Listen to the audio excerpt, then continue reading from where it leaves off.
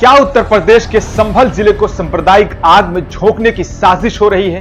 बता दें कि संभल के शाही जामा मस्जिद का सर्वे करने पहुंची जिला प्रशासन की टीम और स्थानीय लोगों के बीच टकराव हो गया है।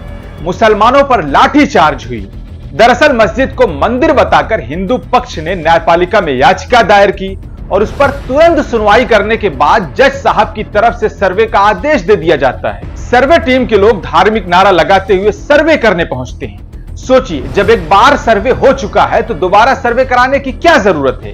क्या जानबूझकर मुसलमानों को भड़काया जा रहा है? यहां सवाल यह भी है कि अगर इसी तरह से मस्जिदों को टारगेट करके कोर्ट की तरफ से सर्वे के आदेश दिए जाते रहेंगे तो उपासना स्थल अधिनियम 1991 का क्या होगा, जिसमें साफ तौर पर कहा गया है कि 15 अगस्त 1947 तक धार्मिक स्थलों का जो भी चरित्र था वो वैसा ही रहेगा।